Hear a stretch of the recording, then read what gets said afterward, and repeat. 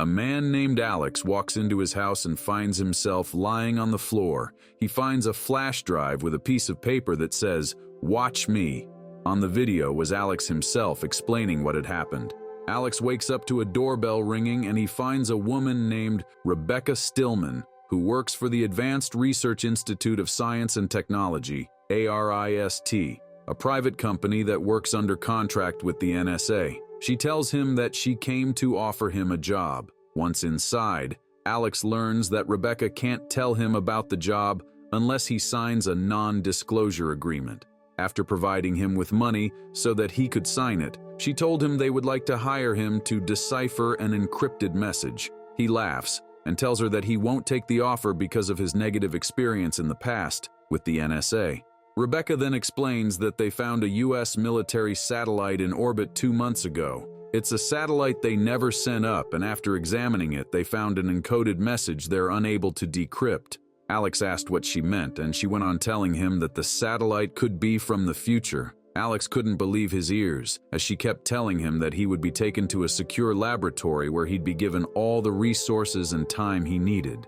Alex starts to disagree with the offer, assuming that she's trying to trick him, but Rebecca instantly deposits him the money she offered earlier and tells him that no one wants to hire him with the reputation he has. They agreed on his payment and he was taken the next day. He was sedated in the car, and once he woke up, he found himself in a room.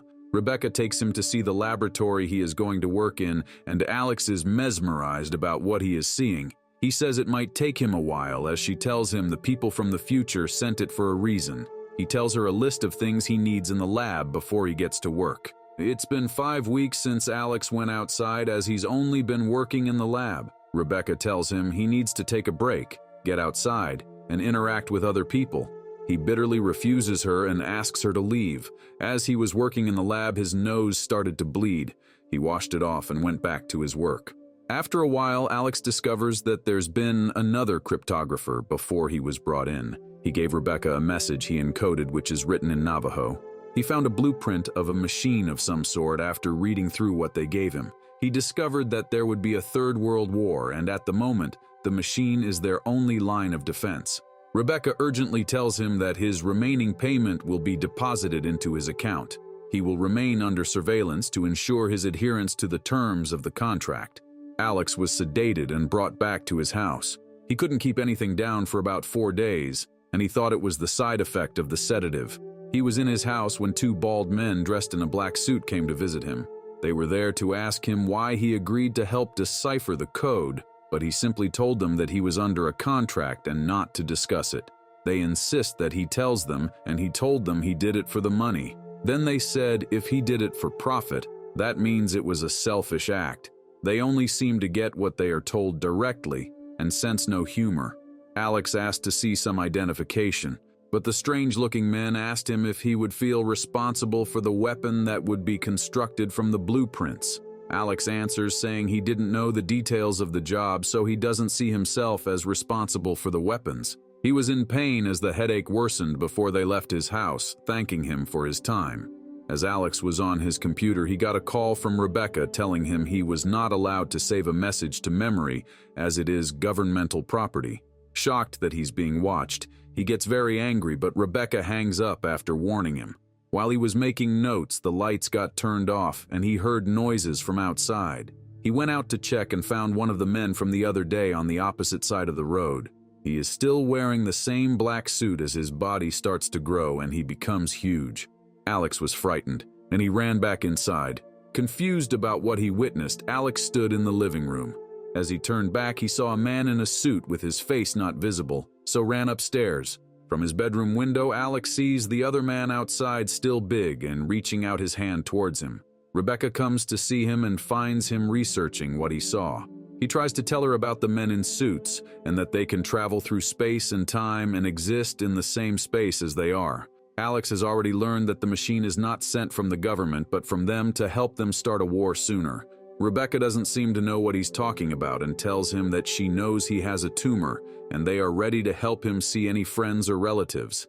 After Rebecca left, Alex went to visit a previous cryptographer named Beth, who was hired by ARIST, but she shuts him out. He tells her about the message and that he has only 6 months to leave. After she lets him in, she also tells him that she has 2 months left. The radiation from the lab has caused them cancer. Beth tells Alex that he's the first person she's talked to in a while except for Cypherman, who has been communicating with her through a black screen. He gives her problems to solve and she keeps screenshots of their conversation to make sure they're real. Suddenly she got sick and Alex took her to lie down. He goes downstairs and sees Beth's past life. Soon there was a message from Cypherman on the computer asking about the problem he gave her. He then tells Alex he knows it's not Beth talking to him. Alex spent the night at Beth's house looking through the problems Cypherman gave her and discovered that it was a message. Beth wakes up and gets angry that he went through her stuff. He then begs her to help him stop this. She then tells him how it has been after she took the job and that she started hallucinating. They were both seeing the same things, and Alex insisted what they saw was real and they should do something. Beth tells him she wants to die in peace and asks him to leave. Once he gets back home, Rebecca is waiting for him and tells him he can't see Beth again. She also tells him she won't be coming back anymore since she was also exposed in the lab. Back in his house, he sees that all his files have been taken and gets more mad for that. Beth sees a light through her window, but soon everything turns red with deafening noises. In his home drunk, Alex gets a message from Cypherman. He didn't tell him who he was, but that Beth will be there soon. Beth tells him that she believes him about the machine and that Cypherman is trying to help them stop the machine. He gave her blueprints.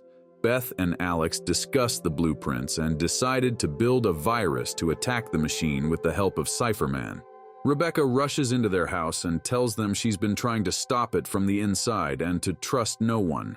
She tells them that Cypherman is one of the founders of ARIST, and she was using him to develop a virus to disable the machine. The people at the firm believed the hallucinations, blaming the tumors. They all got scared with just one message and decided to build the weapon. The ARIST made it there, and Rebecca helped Alex and Beth escape through the back door as she bought them some more minutes. The ARIST gets there and they inject Rebecca with a sedative which makes her unconscious instantly.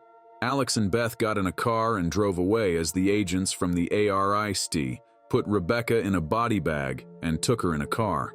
They turned on all the gas in the house before they left.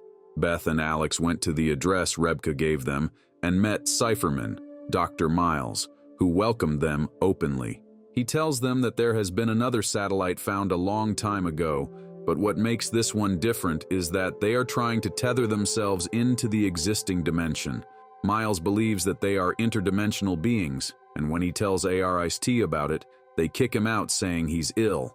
He believes that the first machine wouldn't allow them to interact and alter, but the second machine is going to be used by them to control the dimension in which the people live.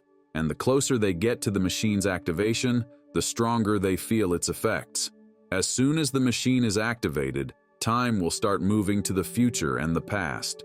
He tells them about the details of the effects and that they know nothing. Miles explains that they perceive them as men because that is how their brains can process them.